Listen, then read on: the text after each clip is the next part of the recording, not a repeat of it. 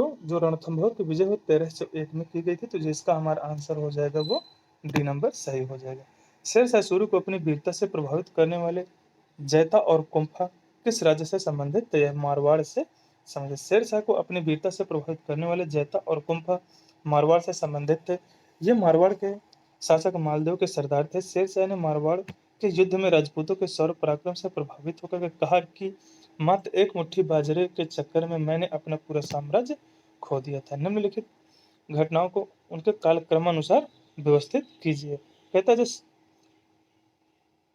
मुदकी का जो युद्ध हुआ था वह हुआ था 1845 ईस्वी में।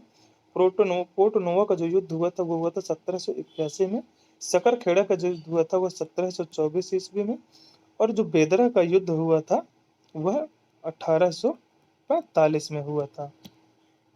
तो इसका जो हमारा आंसर हो जाएगा वो ए नंबर, पहले 3 हो जाएगा सकरखेड़ा का युद्ध, फिर बेदरा का युद्ध, फिर हो जाएगा पोर्टनोवा का युद्ध और बाद में हमारा हो जाएगा मुदगी का युद्ध।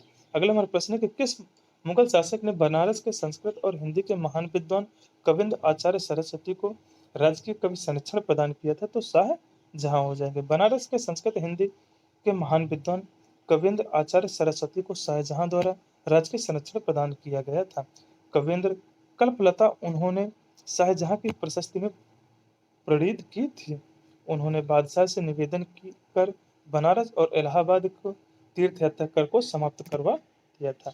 अगला हमारा प्रश्न है कि निम्नलिखित में से कौन शुक्ल यजुर्वेद की संहिता है? तो जो हमारा हो जाएगा वह जाने। शुक्ल यजुर्वेद जो हमारे इसकी दो शाखाएं होती हैं, एक शुक्ल यजुर्वेद तथा दूसरा कृष्ण यजुर्वेद है। शुक्ल यजुर्वेद की संहिता को वाजायनी कहा जाता है और शुक्ल यजुर्वेद केवल पद्य में है, जबकि कृष्ण यजुर्वेद गद्य और पद्य दोनों में लिखा जाता है। हाथी गुम्फा अभिलेख किस शासक के विषय में जानकारी का स्रोत है? खारवेल। हाथी गुम्फा जो अभिलेख है वो खारवेल का है। उदयगिरि पहाड़ी के हाथी गुम्फा से चेद शासक खारवेल का एक बिना तिथि का अभिलेख प्राप्त हुआ है। इसमें खारवेल के बचपन से लेकर के शिक्षा और राज्याभिषेक तथा राजा होने के बाद 13 वर्ष के शासनकाल की जानकारी का क्रमबद्ध तरीके से विवरण दिया गया है। अगला हमारे प्रश्न है कि निम्नलिखित में से किन स्थानों से मध्यपाषाण काल में पशुपालन के प्रमाण मिले हैं? तो बघोर हो जाता है। मध्यपाषाण काल में पशुपालन के साक्ष्य प्राप्त होने लगे हैं। पशुपालन के प्रारंभिक साक्ष्य मध्य प्रदेश में नर्मदापुर जिले के निकट आदमगढ़ पूरे स्थल से और राजस्थान के भीलवाड़ा जिले के बघोर क्षेत्र से प्राप्त हुए हैं।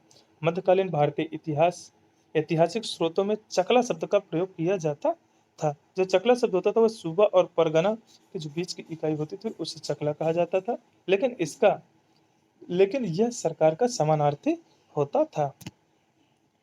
सुरक्षा के लिए मराठों के राजस्व के दावे को किस नाम से जाना जाता था? सरदेश चौथ के नाम से जाना जाता था। चौथ उन प्रांतों से लिया जाता था जिन्हें मुगलाई कहा जाता था। इस कर के बदले में पड़ोसी राज्यों को मराठों के आक्रमण तथा लूटपाट से बचने का आश्वासन दिया जाता है। दिल्ली में पुराने किले के सामने खैरुल मजलिस नामक मस्जिद का निर्माण किसने करवाया था? ये महम अंगा ने करवाया था, जो अकबर की दायमा थे।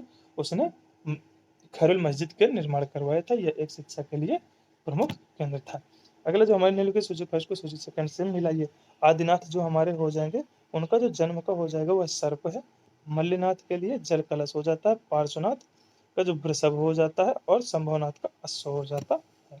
अगला हमारा है कि निम्नलिखित नेताओं में से किसने क्रांतिकारी संगठन अभिनव भारत समाज की स्थापना की? विनायक दामोदर सावरकर ने 1904 ईस्वी में नासिक में इसकी स्थापना किए थे। अगला हमारे पास ऋग्वेद में अघन्य शब्द किसके लिए संदर्भित होता है? अघन्य शब्द जो हमारा होता है गाय के लिए संदर्भित किया जाता है, क्योंकि इसे ना मारने योग्य जिसे इसे गाय कहा गया था।